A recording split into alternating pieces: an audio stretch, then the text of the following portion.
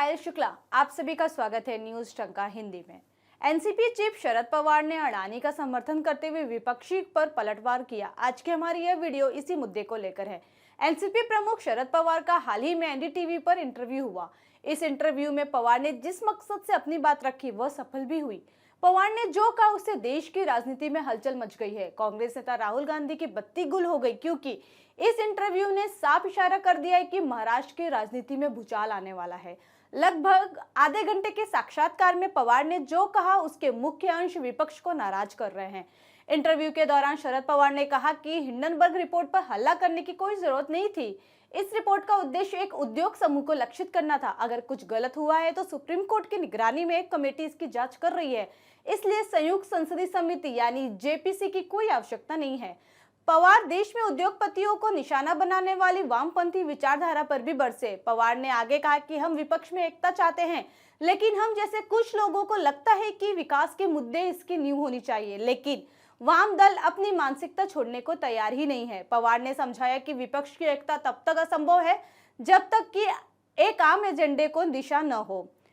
2024 में आएगा तो मोदी। इंटरव्यू में पवार ने एक वाक्य में जो कहा उसका सार यही है। उन्होंने क्या कहा, क्यों कहा और इसके पीछे क्या परिणाम हो सकते हैं, इस पर चर्चा होनी जरूरी है।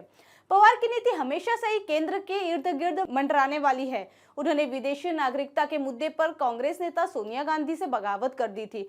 1999 में अलग पार्टी बनाई, लेकिन उसी साल सत्ता के लिए कांग्रेस से हाथ मिला लिया। यह पवार का इतिहास है। पवार ने स्पष्ट स्वीकार किया है कि विपक्षी एकता संभव नहीं है। प्रधानमंत्री नरेंद्र मोदी का परोक्ष रूप से पक्ष भी लिया है। उन्होंने साल 2024 में होने वाले लोकसभा चुनाव की दिशा को पहचान लिया है और मुहर लगा दी है कि 2024 में नरेंद्र मोदी ही प्रधानमंत्री होंगे। पवार ने इस इंटरव्यू के माध्यम से कई लोगों को नाखुश कर दिया है। उन्होंने न सिर्फ राहुल गांधी को टारगेट किया, बल्कि शिवसेना, बालासाहेब ठाकरे की पार्टी के प्रमुख उद्धव ठाकरे, उनके चिरंजीव आदित्य और महाविकास आघाड़ी के प्रवक्ता संजय राउत को भी टारगेट किया। पवार ने दिखा दिया है कि इन तीनों की कोई अहमियत नहीं है। इन तीनों ने पिछले कुछ दिनों में गौतम अडानी के कंधे पर बंदूक रखकर प्रधानमंत्री नरेंद्र मोदी को निशाना बनाया।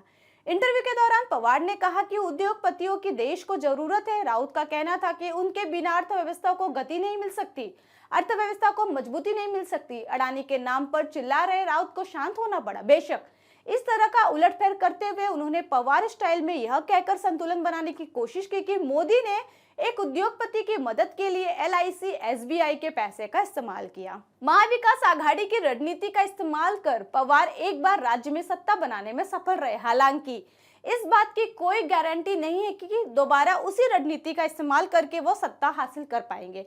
इसलिए इस इंटरव्यू के बाद यह तर्क दिया जा रहा है कि क्या पवार कुछ अलग सोच रहे हैं।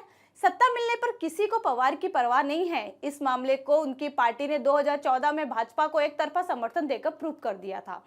उद्धव ठाकरे ने मोदी की आलोचना कर वापसी के रास्ते काट दिए हैं, लेकिन महाविकास आघाड़ी के सत्ता में आने के बाद भी पवार परिवार व्यक्तिगत तौर पर मोदी की आलोचना करने से हमेशा परहेज करता रहा है। पवार से बातचीत के बाद संजय राउत को सफाई देनी पड़ी कि महाविकास आघाड़ी पर कोई असर नहीं पड़ेगा। हालांकि कांग्रेस की ओर से अभी तक कोई प्रतिक्रिया सामने नहीं आई है, लेकिन जाहिर है कि अडानी के साथ खड़े पवार की यह तस्वीर कांग्रेस को पसंद नहीं आएगी। पवार ने इस इंटरव्यू में कई ऐसे बयान दिए जिससे राहुल गांधी का मुंह खुला का खुला रह गया। कांग्रेस ही नहीं बल्कि सोशल मीडिया पर बीजेपी और मोदी के खिलाफ लगातार नारेबाजी करने वाले तथाकथित बुद्धिजीवियों और माफिया के पालतू पत्रकार भी पवार के निशाने पर है। 7 मार्च को अजित पवार अपना बेड़ा छोड़कर अचानक गायब हो गए। उनके फोन भी बंद हो गए, जिससे कई लोगों की जान चली गई। दरअसल पिछले साल ही जब एकनाथ शिंदे के शिवसेना तोड़ने के बाद नेताओं के फोन बंद हुए तो कई लोगों के पसीने छूट गए। ऐसी अफवाहें उड़ने लगी कि अजित पवार जल्द ही राष्ट्रवादी कांग्रेस पार्टी छोड़कर भाजपा में शामिल होंगे। सुबह सुबह शपथ ग्रहण समारोह के बाद अजित पवार को शक की निगाह से देखा गया, लेकिन एनडीटीवी को दिए गए इंटरव्यू के बाद शरद पवार के खुद बीजेपी में शामिल होने की आशंका कई लोगों को परेशान कर रही है। शरद पवार अपनी राजनीतिक आत्मकथा लोक माझे सांगातिक के पृष्ठ संख्या 123 पर लिखते हैं कि गौतम अडानी का नाम अवश्य लिया जाना चाहिए। हाल ही में इनका काफी हद तक दबदबा रहा है। मैं इस युवा उद्यमी को कई सालों से जानता हूं। अविश्वसनीय रूप से सहज और सरल, उससे अपना वर्तमान साम्राज्य शून्य से खड़ा किया है। इस शख्स का उद्यम स्थानीय स्तर पर कुछ छोटी मोटी चीजें बेचने से शुरू हुआ। इसके बाद गौतम अडानी ने कुछ छोटे व्यवसाय शुरू करके कुछ पैसे जमा किए, फिर वह हीरे के कारोबार में उतर गए। पैसा भी बनाना था, लेकिन गौतम को इसमें कोई दिलचस्पी नहीं थी। उनकी महत्वाकांक्षा बुनियादी ढांचा निर्माण कर उद्योग में उतरने की थी। पवार ने यह भी उल्लेख किया कि यह युवा उद्यमी जो दिन रात काम करता है और बहुत सरल है, उसके पैर जमीन पर ही है। अडानी नाम पर जो भी विवाद रास्ते से लेकर संसद तक में देखने को मिला, उसमें पवार परिवार हमेशा ही चुप रहा। और पवार की यह किताब, जिसमें उन्होंने वास्तव में अडानी की योग्यता का गुणगान किया है, यह अडानी के विरोधियों के गाल पर तमाचा मारने जैसा है। हालांकि शरद पवार के अडानी मुद्दे को लेकर दिए गए बयान के बाद कांग्रेस नेता अलका लांबा ने शरद पवार पर हमला बोला।